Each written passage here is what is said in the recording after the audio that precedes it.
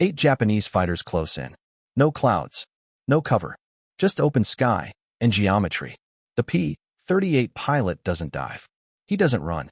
He banks toward them. Not randomly. Not instinctively. But at an angle so precise most pilots would never even consider it. Within 90 seconds, all 8 enemy aircraft lose him. Not shot down. Not outflown. Just gone. They scatter across empty sky, confused, searching for a target that no longer exists. That morning over the Solomon Islands, something unusual happened. Not bravery. Not luck. Math. The Americans would later call him a calculator pilot. A desk jockey with a slide rule. A man who thought too much in a world where hesitation meant death. But in the South Pacific of 1943, thinking was exactly what kept you alive. The Pacific Theater is not like Europe. There are no cities beneath you. No rivers to navigate. No landmarks to orient yourself. Just ocean. Endless, indifferent blue stretching thousands of miles in every direction. Here, air superiority is not strategy. It's survival. Lose control of the sky, and men on the ground die slowly. Cut off. Starving. Forgotten. The Lockheed P-38 Lightning was built for this world. Twin engines. Twin booms. A cockpit suspended between raw power. It climbs fast. Flies farther than anything else in the sky. And when used correctly, it hits like a hammer. But correctly is the problem. Most American pilots are trained on single-engine aircraft. One throttle. One propeller. One set of instincts. The P-38 is something else entirely. 2 engines. 2 throttles. 2 propellers spinning in opposite directions. It doesn't forgive mistakes. It multiplies them. Fly it well, and it's called the fork-tailed devil. Fly it poorly, and it becomes a coffin. Early models have a hidden flaw. Compressibility. In steep dives, the controls begin to lock. The nose drops further. The faster you go, the less control you have. Pilots pull back, and nothing happens. Some never recover. They vanish into the ocean, victims of physics no one fully understands yet. Back on the ground, engineers scramble. Field modifications. Partial fixes. Temporary solutions. But trust, once broken, doesn't come back easily. In places like Guadalcanal and New Guinea, war isn't just fought in the air. It's fought in mud. Mechanics work under rain-soaked tarps. Tools rust overnight. Fuel lines clog. Parts take weeks to arrive. The jungle eats everything. Metal. Paint. Patience. Pilots sleep in tents. Wake to distant engine noise. And walk to briefings held over plywood tables covered in maps. Routes are drawn in pencil. Vectors guessed. Distances measured across nothing but ocean. And somewhere out there, the enemy is waiting. Japanese pilots fly the Mitsubishi A6M0. Light. Agile. Deadly. In a turning fight, it dominates. American doctrine is simple. Don't turn with them. Use speed. Use altitude. Dive. Strike. Climb away. On paper, it works. In reality, combat doesn't follow paper. Radio chatter breaks up in static. Engines drown out commands. Formations scatter. Wingmen disappear. The sky looks empty. Until it isn't. And then suddenly, it's full of tracers, smoke, and the terrifying realization. Someone is trying to kill you. Surviving that once is luck. Surviving it repeatedly requires something else. Some pilots rely on instinct. They react. They feel the airplane. They trust their gut. Others hesitate. They think too much. They die confused. But there is a third kind. Rare. They don't see chaos. They see patterns. Angles. Velocities. Energy. A system. Before the war, he was just an engineering student. Not famous. Not exceptional on paper. A quiet kid from the Midwest. Studying forces. Stress. How structures bend under pressure. While others memorized. He visualized. His notebooks were filled with diagrams. Vectors. Clean, precise sketches of how forces moved through space. Professors remembered his work. Not his name. He didn't join for glory. He joined because Pearl Harbor made the problem clear. Something had to be done. Flight training started in Texas. Basic trainers first. Then more advanced aircraft. He didn't stand out. Didn't show off. Didn't take risks. He flew by the numbers. Exactly as written. Instructors called him competent. Predictable. Other cadets joked he'd end up flying cargo routes. Straight lines. No surprises. Then came the P-38. Where others struggled, he adapted. He treated it like an equation. He memorized engine-out procedures, calculated power settings, measured fuel burn, and kept a small notebook in his flight suit. Always, he asked strange questions, not about combat, about physics. How much speed do you lose in a 60-degree turn at 15,000 feet? What's the difference in turn radius between 250 and 300 knots? Instructors didn't know what to make of him. He wasn't guessing. He was building something, a mental model, a system of understanding how the airplane behaved. Before it happened, by the time he reached the Pacific, he wasn't the best pilot, but he might have been the most prepared. His first combat mission is uneventful. Escort duty. Bombers to Rabaul. No enemy contact. Others talk about adrenaline afterward. He writes numbers. Fuel burn. Altitude. Temperature. Patterns. The nickname comes quickly. Calculator. Not an insult. Not really. Just accurate. At night, while others play cards, he studies. Draws diagrams. Top-down views of dogfights. Angles of attack. Relative motion. He is mapping something no one else sees. The geometry of combat. By mid-1943, the problem becomes clear. Zeros dominate turning fights. American pilots are told, don't engage, don't slow down, don't get trapped. But what happens when you are trapped? When you're alone, low on fuel, with multiple enemies closing in? Doctrine has no answer. Pilots improvise, and many die doing it. The P-38 is faster, stronger, but speed doesn't matter when you're already behind. And combat isn't clean. It's not one-on-one. It's chaos. Multiple enemies. Multiple angles. Split-second decisions. Once you go defensive, the options shrink. Dive and lose altitude. Turn and lose speed. Climb and lose everything. And beneath you is the ocean. Some pilots never come back. Some drift for days in life rafts. Burned. Dehydrated. Others return. Aircraft shredded. Barely flying. But they keep flying. Because the missions never stop. Commanders repeat the same advice. Stay alert. Stay fast. Stay together. But awareness doesn't stop 8 fighters. An instinct, under pressure, is unreliable. There is a deeper problem. Most pilots think in maneuvers. A turn, a dive, a roll, separate actions. But air combat is continuous. No pauses, no resets, only motion. And somewhere in that motion, there are patterns, hidden, repeatable. And if you can see them, you can survive. And on one morning in 1943, over empty Pacific sky, a quiet pilot with a notebook is about to prove it. Every movement in a fighter aircraft changes something else. Bank alters lift. Lift alters speed.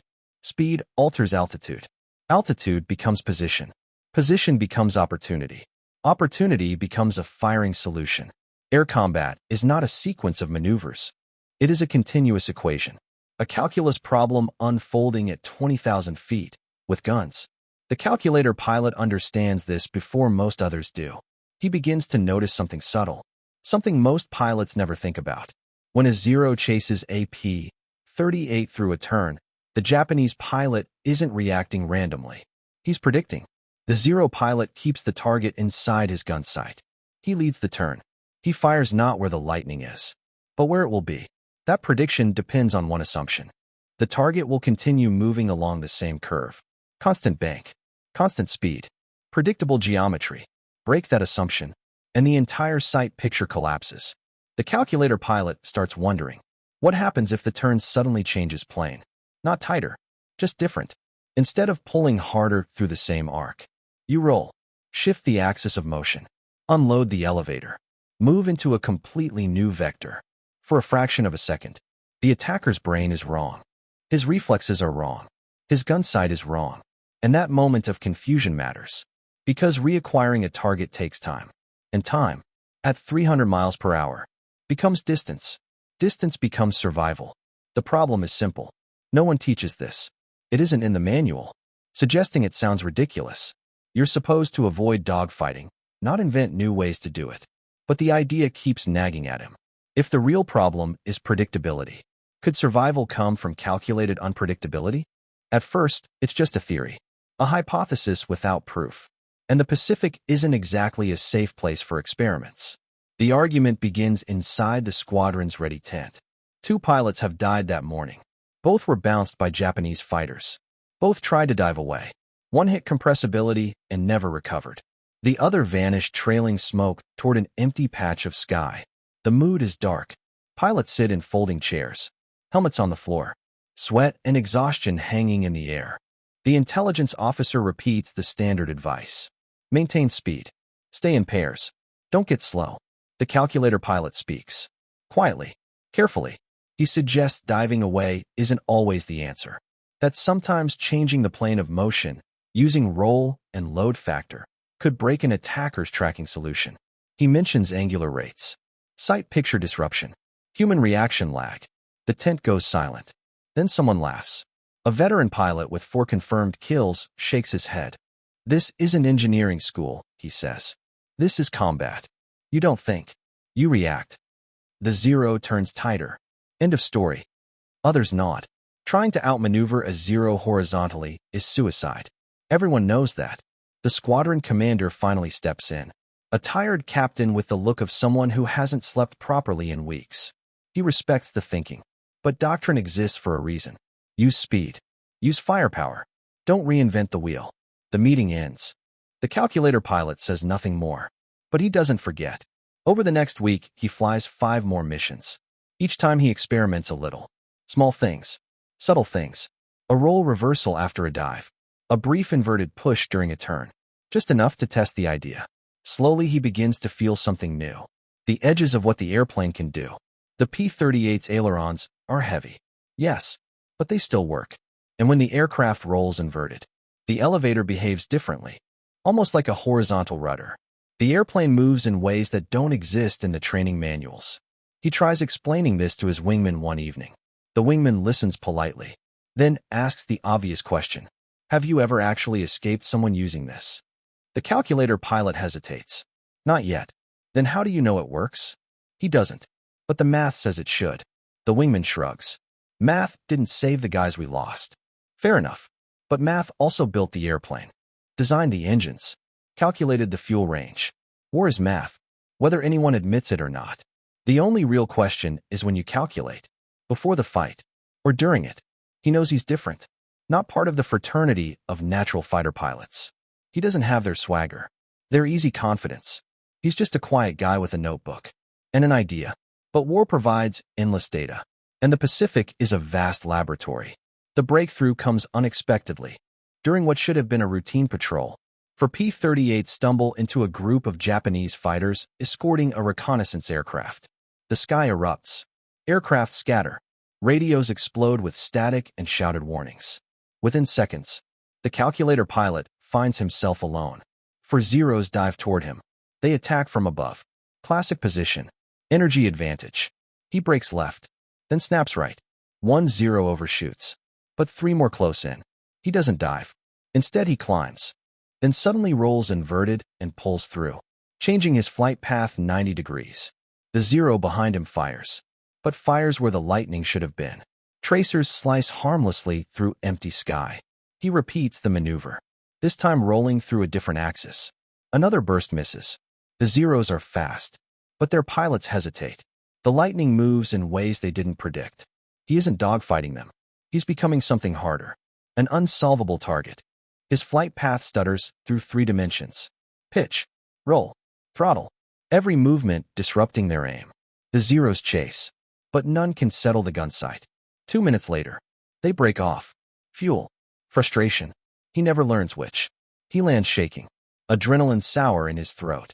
During the debrief, he simply says he dove away. The enemy lost interest.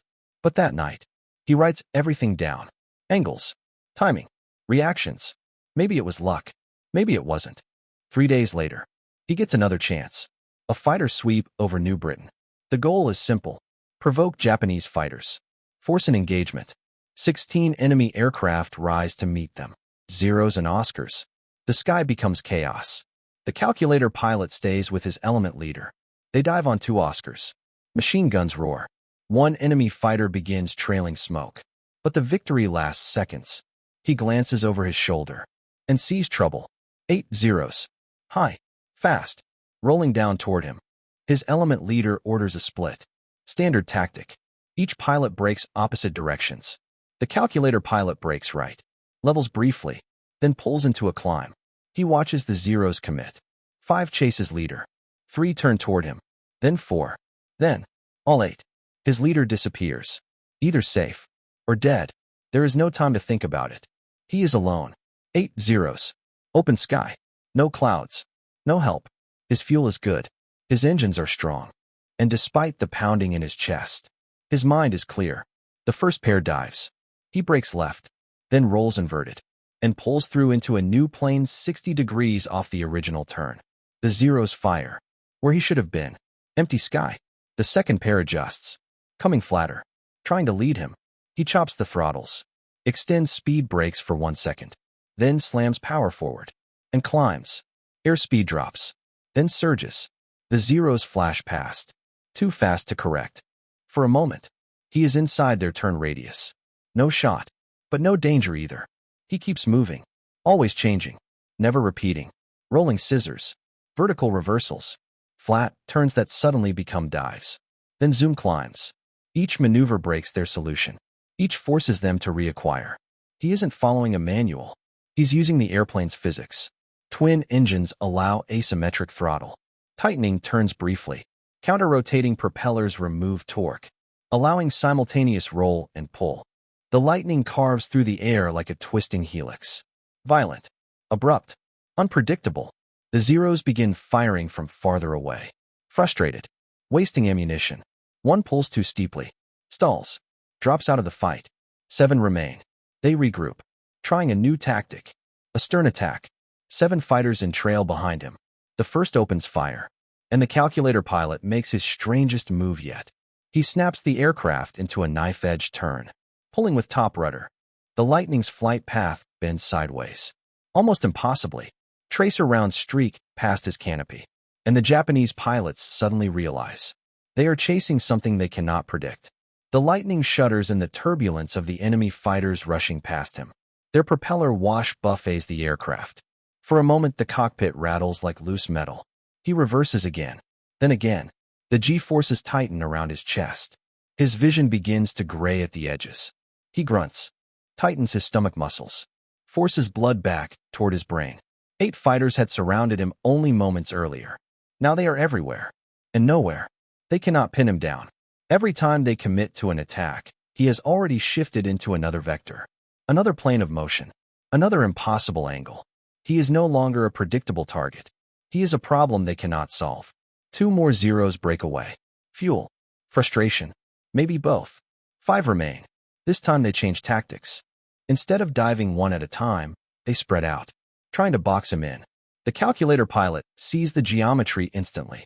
If he keeps turning, the box will collapse around him. So he stops turning. He rolls the Lightning level, slams the throttles forward, and accelerates straight toward the nearest zero. A game of chicken. The Japanese pilot isn't expecting it. The zero jerks sideways. Breaks left. The formation fractures. The box collapses unevenly. The Lightning shoots through the gap. Immediately, he rolls inverted. Pulls through a split S dive. Now the P-38 finally uses its greatest advantage. Speed. Gravity pulls the aircraft downward like a stone. Twin engines scream as the Lightning accelerates. The zeros follow, but they begin to fall behind. He isn't running. He is repositioning.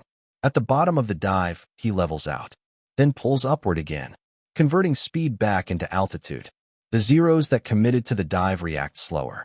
For the first time, he is above them. The advantage hasn't completely reversed, but the balance has shifted. He doesn't chase. That would be instinct. And instinct gets pilots killed. Instead, he extends away, heading toward a thin cloud line on the horizon. The zeros follow briefly, then slowly turn away. Maybe they see American reinforcements approaching. Maybe they are low on fuel. Maybe they are simply done chasing a target that refuses to behave. He never finds out. His throat is dry. His flight suit soaked with sweat. His shoulders ache from wrestling the heavy controls. But the Lightning is still flying. And so is he. 40 minutes later, he lands back at the jungle airstrip. Fuel gauge is low, but safe. No bullet holes. No mechanical damage. Just a pilot. And an airplane that refused to follow the rules of the fight. The crew chief walks over, wiping grease from his hands. How'd it go? The calculator pilot shrugs. Fine. Just another patrol. The crew chief nods. But he notices the sweat stains, the slight tremor in the pilot's hands. He doesn't ask further questions. That night, the squadron loses another man. Engine failure during takeoff. The fighter rolls into the jungle. The explosion lights the tree. War doesn't pause for victories, not even small ones. Inside his tent, under a mosquito net, the calculator pilot opens his notebook. He begins writing. Not for recognition, not for credit, for replication. If the method worked once, it could work again. If one pilot could survive 8 attackers, others could learn the geometry. 3 pages, filled with diagrams, vectors, flight paths. He titles the document, Non-Standard Defensive Maneuvers for Multi-Axis Threat Evasion. He submits the memo to the operations officer. The officer reads it, frowns, places it on a growing stack of paperwork. I'll look at it later. Weeks pass. The memo gathers dust. But stories travel faster than paperwork. Pilots begin whispering about the engagement. 8 zeros. 1 P-38. No hits. Details change with every retelling. Some say he shot down 3 fighters. Others say he vanished into clouds. The calculator pilot corrects no one. He keeps flying, keeps filling his notebook, keeps surviving. Then a new pilot arrives, fresh from the United States. Young, nervous. During the briefing, he asks a simple question. What do I do if I get separated? The squadron commander gives the standard answer. Stay fast. Don't turn. Extend away. The young pilot nods, but still looks uneasy. After the meeting, he approaches the calculator pilot. I heard about the 8 zeros. How did you do it? The calculator pilot hesitates, then opens the notebook. He explains the sequence. Not theory, not formulas. A process. When they attack from above, don't just break. Roll. Change the plane. Make them solve a new problem every 3 seconds. The human brain lags behind the airplane. Use that. The young pilot studies the diagrams, carefully copying each one. 2 days later, he is bounced by 3 zeros. He remembers the diagrams. Attempts a rolling reversal, then a clumsy vertical scissors. It isn't perfect, but it works. He returns to base pale and shaking, but alive. During the debrief, he credits the calculator pilot. The operations officer is listening this time. After the meeting, he retrieves the forgotten memo, reads it again. This time, he carries it to the squadron commander. The commander is skeptical, but he has buried too many pilots. He orders an informal briefing. That evening, pilots gather beneath a tarp stretched between palm trees. The calculator pilot stands beside a salvaged chalkboard. He draws vectors, angles, planes of motion. He explains sight picture disruption, angular velocity, human reaction time. Some pilots fold their arms, still doubtful, but others lean closer. They ask questions. Can you do this in a dive? What if you're slow? What if there are 6 of them? He answers calmly. It isn't a trick. It's just physics. Understand what your airplane can do. Understand what the enemy expects. And make those 2 things different. Over the following weeks, more pilots experiment. A role reversal here. A vertical displacement there. Not everyone succeeds. Some revert to instinct. But others survive encounters that would have killed them months earlier. Losses in multi-attacker engagements begin to decline. Subtly, quietly, but noticeably. A visiting tactics officer from 5th Air Force Headquarters hears about the changes. He interviews several pilots, including the quiet one with the notebook. A month later, a new training bulletin appears. It contains diagrams, vectors, defensive maneuvers for multi-axis threats. The language is bureaucratic, sanitized, but the geometry remains. Fighter units across the Pacific receive the document. Some ignore it. Others begin training with it. In New Guinea, instructors teach it to rookies before their first combat mission. In the Philippines, experienced pilots adapt the maneuvers into aggressive counterattacks. The idea spreads. Slowly, relentlessly. By late 1944, P-38 pilots gain a new reputation. Not just fast, not just heavily armed. Hard to kill. Japanese reports begin mentioning it. American twin-engine fighters moving unpredictably. Deflection shots missing, turning fights collapsing into chaos. The zero still turns tighter, but fewer fights stay flat. The geometry has changed, and with it, the calculus of survival. The calculator pilot is eventually promoted. Flight leader, then operations officer. In early 1945, he stops flying combat missions. Something he hates. Instead, he trains replacements, refines the tactics, writes reports no one will read for decades. He never becomes an ace. Official record, 2 victories, maybe 3. But dozens of pilots return home because he asked a simple question. What if the enemy is wrong? After the war, he returns home, finishes his engineering degree, takes a job designing aircraft structures. He marries, raises children, lives quietly in a suburban neighborhood. When people ask about the war, he simply says, I flew fighters in the Pacific. In the 1960s, a military historian discovers an old training bulletin. The diagrams intrigue him. He tracks their origin. The trail leads to the quiet pilot, now in his 50s, working at a desk. The historian asks about the famous engagement. 8 zeros. The pilot corrects him gently. It was just one data point. Others improved it. Others made it real. The historian presses. Why did you think of it? The calculator pilot considers for a moment, then answers, I didn't invent anything. I just stopped assuming the enemy was right. They said the zero was unbeatable in a turn. But unbeatable is just a word. Physics is the law, and physics can be negotiated, if you understand it. The interview appears in a small aviation journal. Few people read it. The calculator pilot retires quietly, spends his time building model airplanes in his garage, mostly P-38 Lightnings, each painted in the markings of his old squadron. Tiny twin-boom fighters frozen in perfect geometry.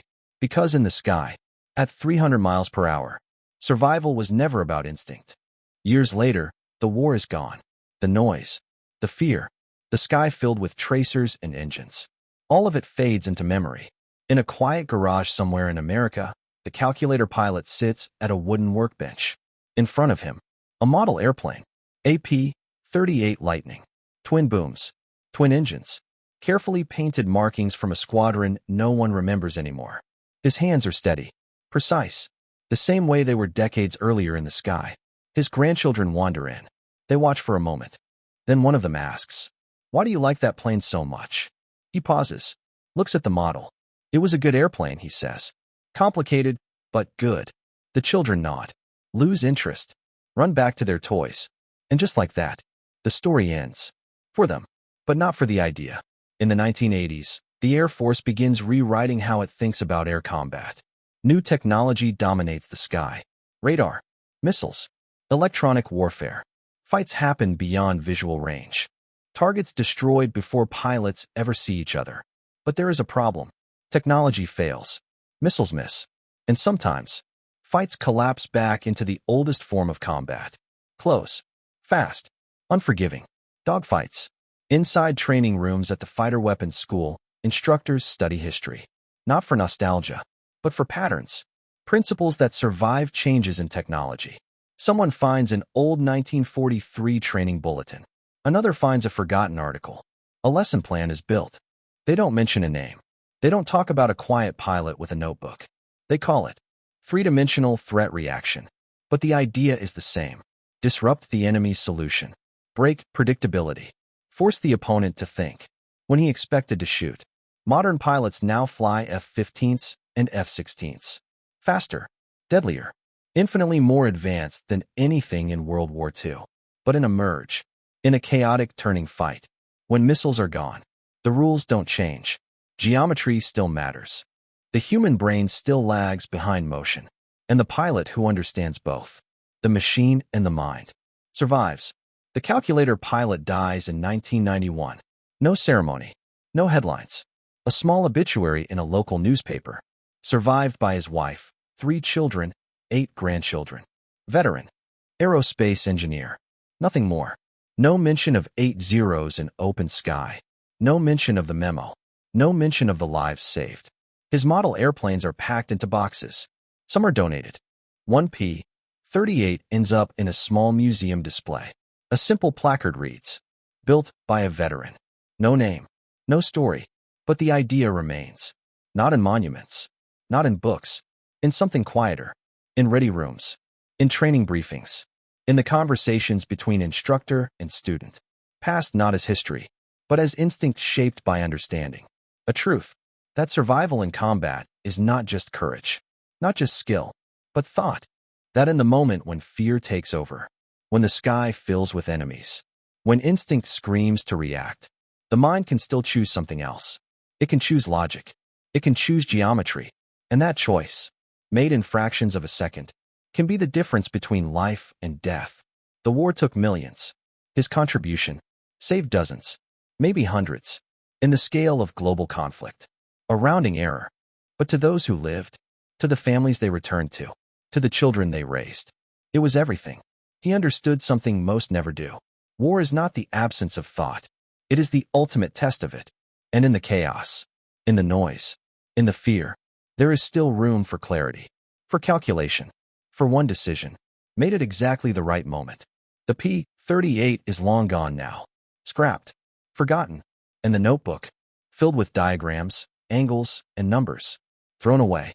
No one knew what it meant, but the idea inside it survived, quietly, persistently, in the minds of pilots, who, even today, when everything goes wrong, when instinct says panic, remember to think, because sometimes the most powerful weapon in war is not speed, not firepower,